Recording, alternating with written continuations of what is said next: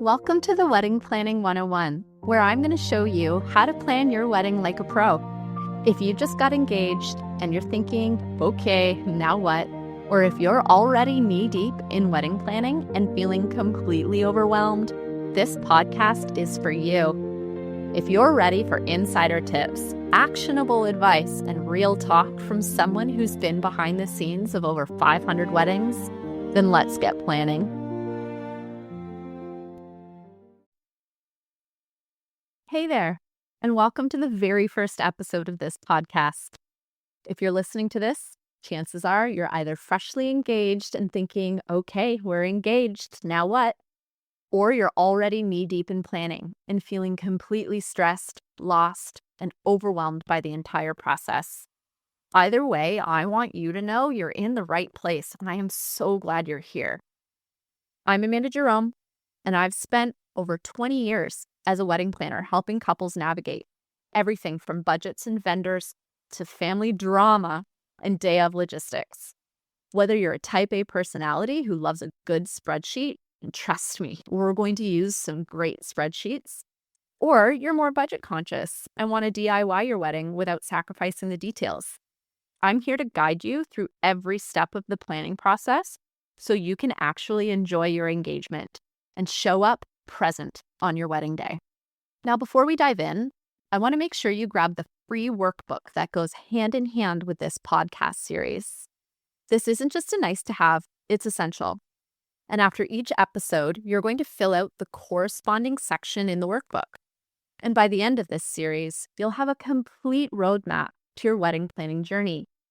You can find the link to download it in the show notes, so pause right now if you need to and grab that. I'll wait. Got it? Perfect. Let's get planning.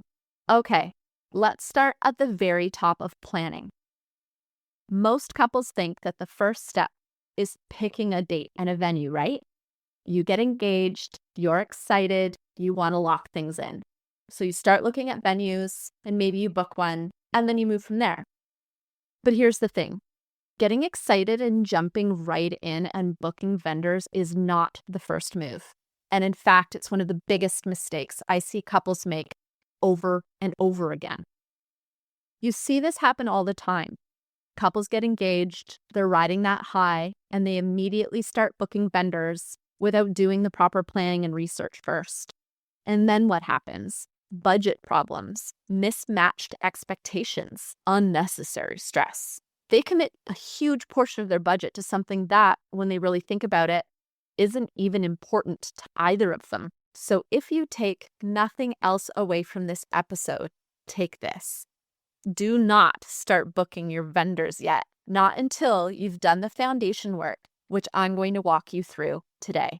So if we're not jumping straight into booking, what are we doing first? We're figuring out what actually matters to you, not what Pinterest says should matter, not what your friends did at their weddings, and not what looks good on Instagram. What matters to you as a couple? I've got an exercise that's going to help you figure this out. I call it the 25-year anniversary exercise, and it's incredibly powerful. Here's how it works. I want you to close your eyes for a second and imagine this with me. It's your 25th wedding anniversary. You've got friends and family over at your house. Maybe you're having a dinner party, sitting around the table with your favorite humans, and the conversation turns to a remember when of your wedding day. Someone says, "Oh my gosh, I will never forget this moment from your wedding." And then someone else chimes in with another memory and another. So now here's the question.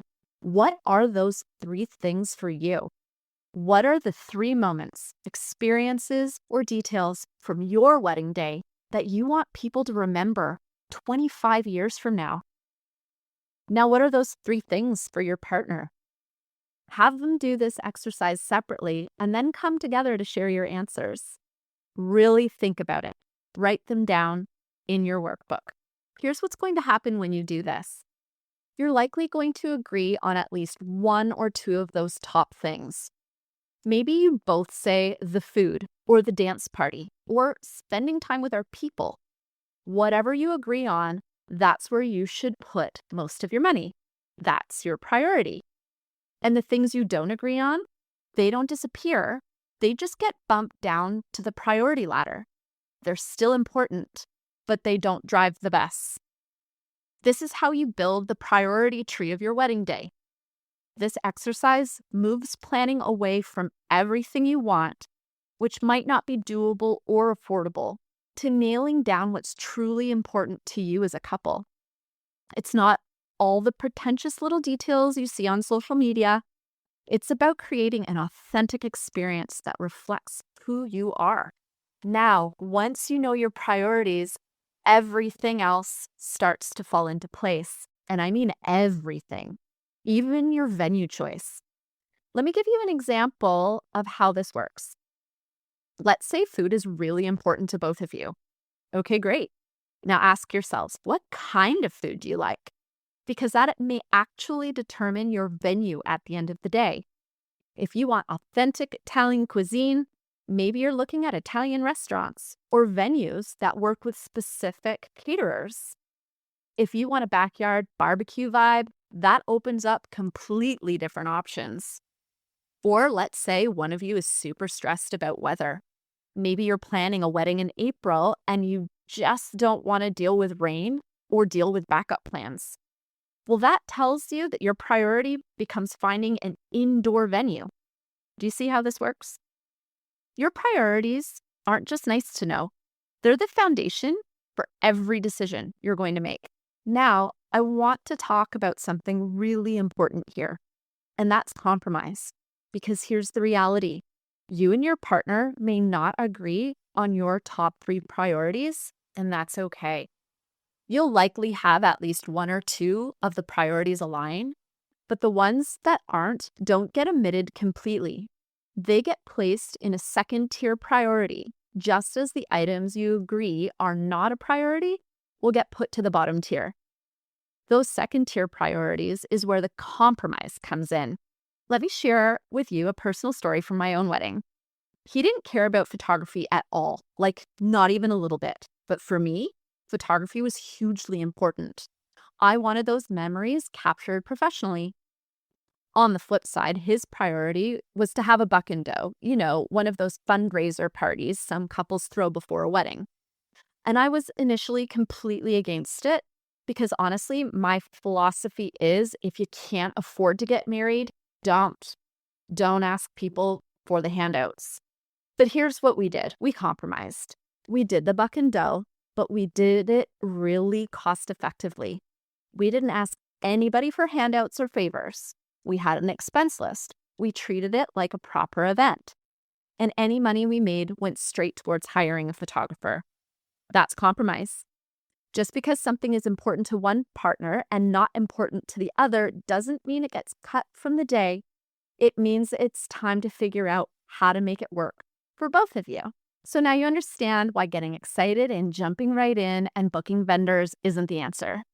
You might commit a huge portion of your budget, sometimes 40, 50, even 60%, to something that's not necessarily important to either of you. And then what happens? You're 6 months into planning. You realize you don't have enough money left for the things that actually matter. And suddenly you're stressed, resentful, and wondering how you got here. But you're not going to let this happen because you're doing the work right now. You're setting your priorities first. All right, so here's what I want you to do after this episode. First, grab that workbook if you haven't already. The link is in the show notes. And second, sit down with your partner and do the 25-year anniversary exercise. Really take your time with it. Write down your individual answers, then come together and talk through them. Third, start building out that priority tree. What are your top 3 priorities as a couple? What gets bumped down to tier 2? And what about tier 3? The great news is that now you have your priorities set. You're ready to start talking about the budget, which is what the next episode is all about. We're going to dive into how actually to build a wedding budget based on these priorities, how to allocate your money, and how to avoid the most common budget mistakes that couples make. Until then, take a breath. You've got this. And remember, planning your wedding should be exciting, not overwhelming. And that's what this whole podcast is about. I'm Amanda Jerome, and I'll see you in the next episode. Happy planning! Thanks for tuning in to this episode of Wedding Planning 101. If you're ready to take the stress out of wedding planning and get organized like a pro, head to weddingplanning101.com to get your Wedding Planning 101 workbook. Inside, you'll find everything we talked about in this episode, plus templates, checklists, budget trackers, and all the tools you need to plan your wedding day with confidence so you can actually enjoy the day when it gets here. Your dream day is waiting, and it starts with planning it like a pro.